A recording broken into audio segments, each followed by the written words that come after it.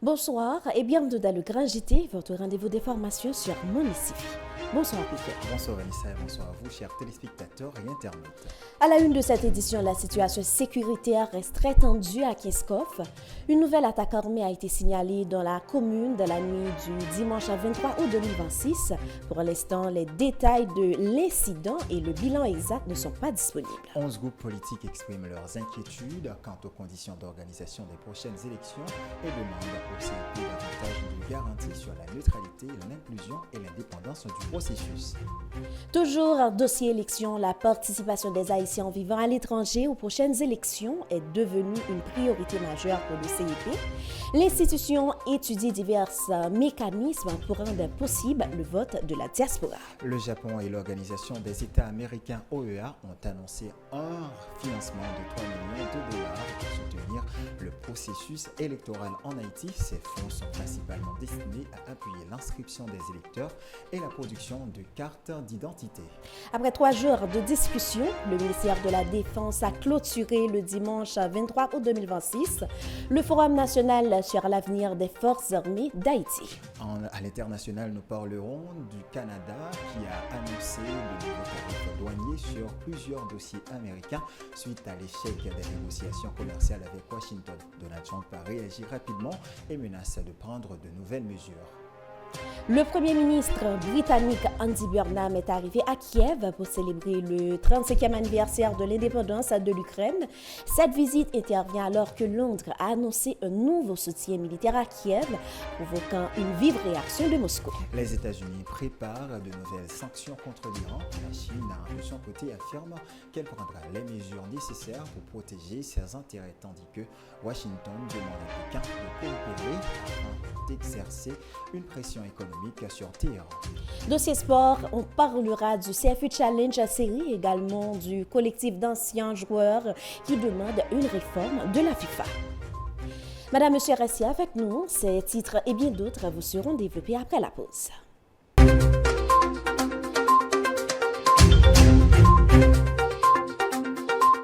Merci de nous être toujours fidèles. Voici maintenant le développement des titres. À Kinskov, la tension sécuritaire demeure vive. Une nouvelle attaque armée a été signalée dans la nuit dans la commune de la soirée ce dimanche.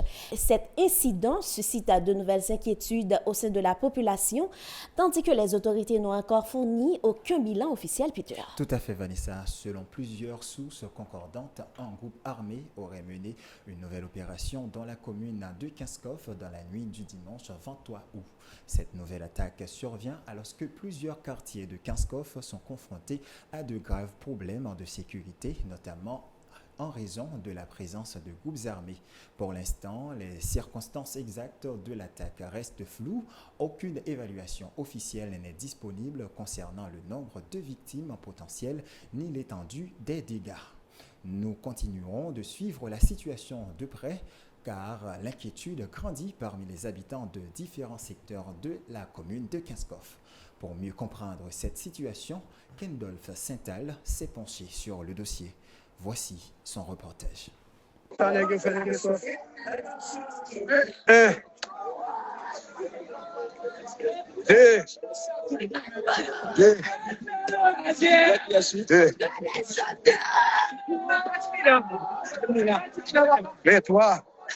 Kinskov a connu une nouvelle nuit de terreur ce 23 août. Les habitants se sont réveillés sous le choc brutal de nouveaux massacres. Et au lendemain de cette énième attaque des gangs, débute le décompte macabre des cadavres.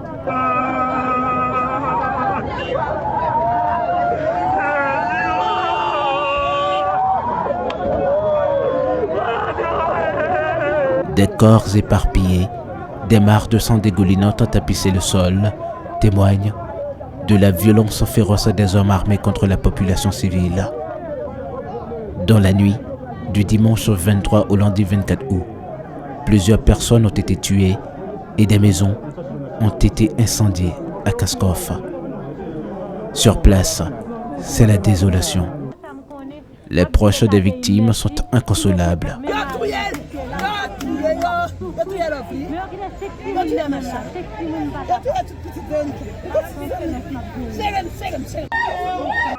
La scène est bouleversante. Cette femme vient de perdre des proches. Autour d'elle, la panique. Certains habitants tentent de rejoindre des zones plus sûres. D'autres restent cachés chez eux. Nous volons comme ça. Nous tombons sous moi. Presque quand l'hôpital nous prend. Même presque 2 ans depuis que nous sommes quand on était enfermés. Et puis, je reçois tout que ça pour nous volons comme ça. Et vers 5 heures, oui. Mais même on dislike, même on peut pas Selon les autorités locales, plusieurs personnes sont également portées disparues. Pour l'heure, le bilan reste impossible à établir. Il faut que nous tuions un peu le monde parce que dans le cadre de mon petit tournée, il y a un employé qui fait matin là, monsieur Dumé, en pile cadavre. Et on connaît nous-mêmes, nous faisons bail selon la loi parce que il faut que nous ayons un juge de paix pour constater et pour permettre que nous-mêmes nous établissions un bilan exact de quantité de dégâts que monsieur ça a fait. Et nous avons un employé Myrio qui s'est cousin moi, qui fait partie de staff sécurité Myria qui porte disparu parce que nous pas conjoint cadavre là et nous pas de nouvelles de ligne par contre si on kidnappé lui ou bien est-ce que c'est tué lui n'a continué rechercher et pour permettre que nous capables d'établir effectivement est-ce que c'est kidnappé lui est-ce que c'est tué situation était vraiment catastrophique hier soir en pleine détonation et heureusement nous capable de dire que la police est arrivée à temps renfort est arrivé et arrivé repousser à soi. Mais pour les habitants, cette nouvelle nuit de violence laisse derrière elle des morts, des maisons détruites et des familles déplacées. À quelques mois des élections, cette attaque rappelle une très triste réalité. Malgré le déploiement de la force de répression des gangs, les bandits imposent toujours leurs lois dans plusieurs régions du pays, ce qui pour certains témoigne de l'échec du gouvernement en place à rétablir la sécurité. Face à cette nouvelle attaque meurtrière des bandits contre la population civile, quelle sera la réponse des autorités?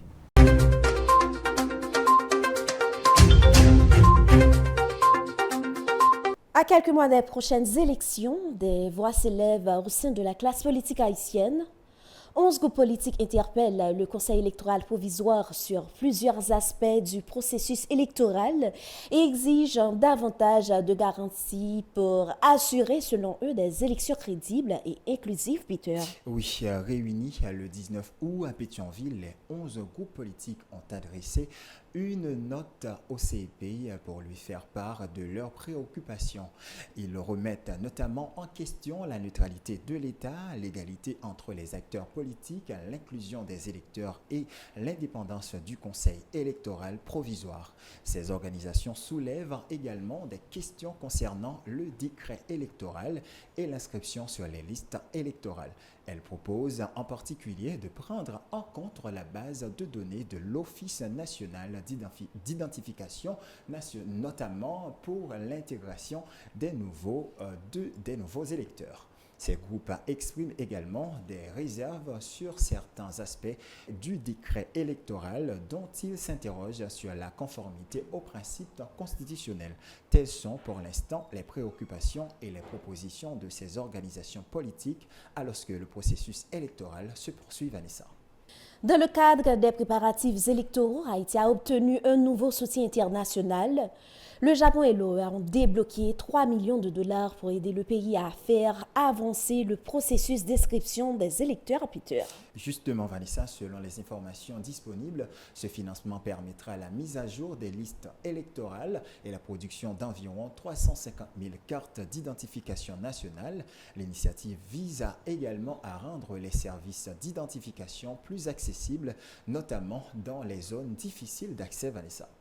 Alors que les préparatifs électoraux se poursuivent dans le pays, le CEP travaille sur un autre dossier, les modalités de participation des Haïtiens vivant à l'étranger aux élections, Peter. En effet, Vanessa, dans le cadre de cette initiative, 3 conseillers du CEP se sont rendus au Chili pour rencontrer les autorités électorales de ce pays et étudier leur expérience en matière d'organisation du vote pour les citoyens résidant à l'étranger. Selon les informations disponibles, le CEP envisage un mécanisme qui impliquerait les Haïtiens vivant aux États-Unis, au Canada, au Brésil et au Chili.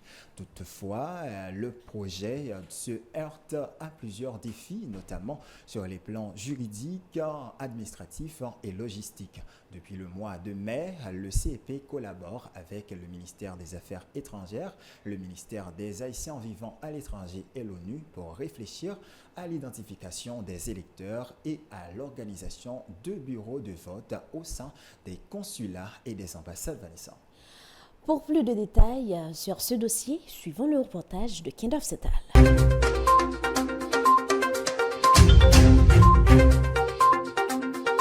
Quel type d'armée pour Haïti, Peter? Telle était la question centrale du Forum national organisé ce week-end. Bien sûr, Vanessa, durant 3 jours, des experts, des représentants des forces armées et des membres d'autres secteurs de la société ont débattu de la modernisation, de la professionnalisation et de la mission de l'institution militaire. La sécurité nationale, la défense du territoire et le renforcement de l'institution figuraient parmi les principaux sujets abordés, Vanessa.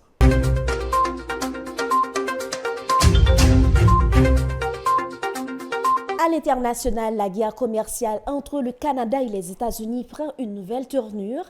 Ottawa annonce des mesures de rétorsion contre plusieurs produits américains après l'échec des négociations avec Washington, Peter. Justement, le Premier ministre canadien Mark Carney a annoncé samedi de nouveaux tarifs douaniers qui entreront en vigueur le 8 septembre. Ils concerneront principalement l'acier, les produits laitiers, la machinerie agricole, le papier et certains produits électroniques. Ces mesures font suite aux nouveaux tarifs douaniers imposés par les États-Unis sur les produits canadiens qui peuvent atteindre 50% et concernent environ 20 milliards de dollars de produits. Mark Carney estime que les États-Unis ont exigé trop lors des négociations sans faire suffisamment de concessions. De son côté, Donald Trump a rapidement réagi sur les réseaux sociaux, critiquant la décision du Canada et déclarant « ça suffit ». Washington menace désormais de prendre de nouvelles mesures contre le Canada. Le conflit commercial entre les deux pays voisins semble donc loin d'être terminé, Vanessa. Pour son premier déplacement international depuis son entrée en fonction, le nouveau Premier ministre britannique Andy Burnham se rend ce lundi à Kiev pour s'entretenir avec le président Volodymyr Zelensky, Peter. En effet, Vanessa, cette visite officielle coïncide avec le 35e anniversaire de l'indépendance de l'Ukraine, l'occasion pour le chef du gouvernement de réitérer le soutien indéfectible de Londres face à Moscou. En parallèle, le gouvernement britannique a officialisé une avancée majeure dans la coopération militaire, le partage d'informations techniques à Kiev et Paris concernant certains composants du missile Scalp, la version française du missile britannique Storm Shadow. L'objectif est de permettre à l'Ukraine et à la France de poursuivre la production de ces missiles directement sur le territoire ukrainien. Cette décision a déjà provoqué la colère de Moscou. Le Kremlin accuse Londres d'attiser les tensions et a averti que les sites de production de ces missiles en Ukraine pourraient être pris pour cible. De son côté, Andy Burnham a déclaré que le Royaume-Uni ne céderait pas tant qu'une paix juste et durable ne serait pas instaurée en Ukraine, Vanessa. Les tensions s'exacerbent autour de l'Iran alors que les États-Unis préparent de nouvelles sanctions contre Téhéran. La Chine avertit Washington qu'elle ne restera pas indifférente si ces mesures menacent ses intérêts, Peter. Effectivement, le ministère chinois des Affaires étrangères a déclaré lundi que Pékin suivait de près la situation et était prêt à prendre les mesures nécessaires pour protéger ses droits et ses intérêts. Cette réaction intervient alors que les États-Unis s'apprêtent à annoncer de nouvelles sanctions contre l'Iran qui pourraient affecter les partenaires commerciaux de Téhéran. Le secrétaire au Trésor américain Scott Bess a déjà évoqué des sanctions qui seraient parmi les plus sévères de l'histoire et a appelé la Chine à coopérer avec Washington. Mais Pékin estime que les sanctions et les pressions ne permettront pas de résoudre les problèmes. La Chine appelle à toutes les parties à la raison et à la retenue, une situation susceptible d'engendrer de nouvelles tensions économiques entre Washington et Pékin.